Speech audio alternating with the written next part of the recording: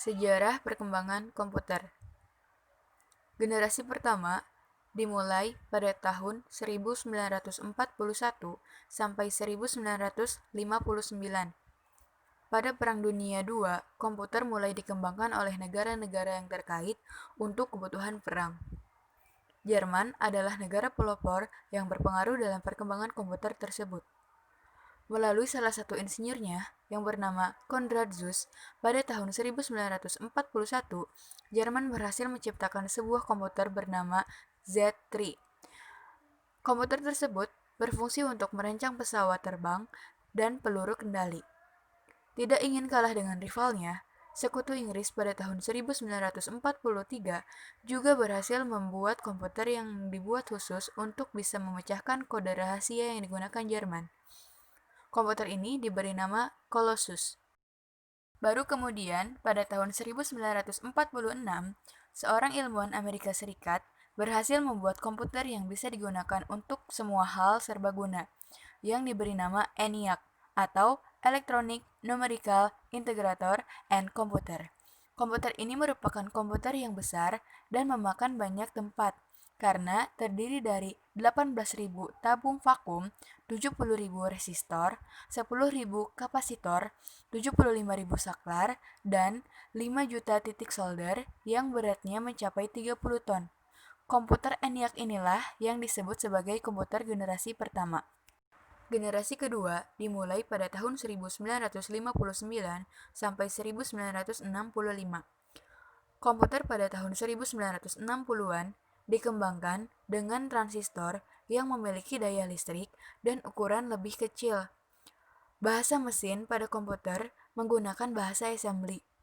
Komputer transistor ini mulai dipakai pada lembaga-lembaga pemerintahan dan universitas untuk tujuan ilmiah.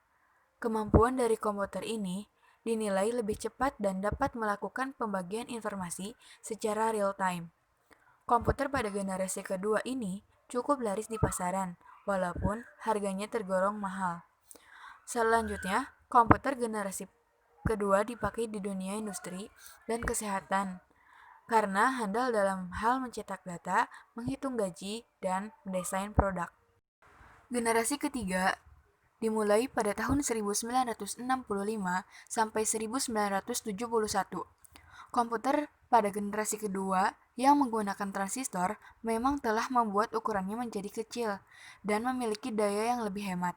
Sayangnya, komputer ini menghasilkan panas yang besar saat dipakai dan berisiko merusak bagian komputer yang lain.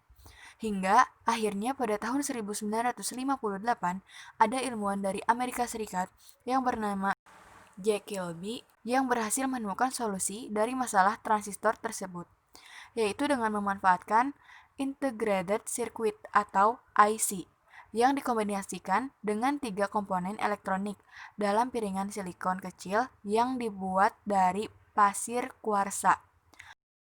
Selanjutnya, para ilmuwan berhasil membuat terobosan satu chip tunggal yang isinya mewakili banyak komponen, sehingga membuat ukuran komputer menjadi lebih kecil. Kelebihan dari komputer generasi ini adalah sudah dipakainya sistem operasi yang dapat menjalankan banyak program yang berbeda secara bersamaan. Komputer generasi ketiga ini meliputi IBM 30, Univac 9000, Univac 1108, dan GE 600. Generasi keempat dimulai pada tahun 1971 sampai 1980.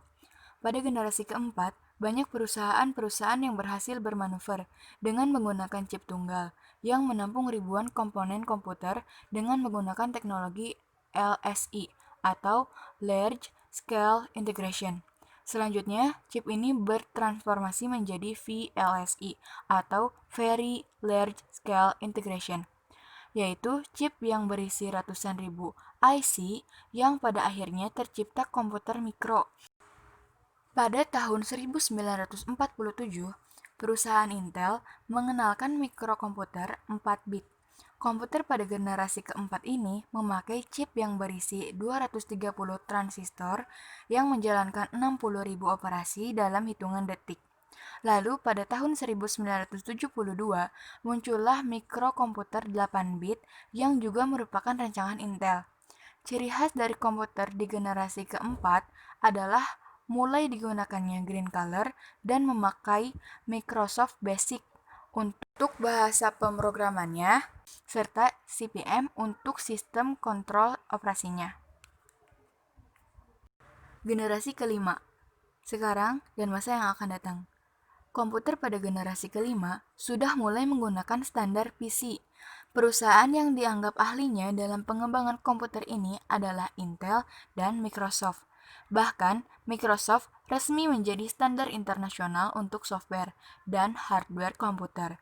Generasi kelima ini juga sering disebut generasi Pentium karena penggunaannya sebagai salah satu mikroprosesor yang dianggap paling canggih.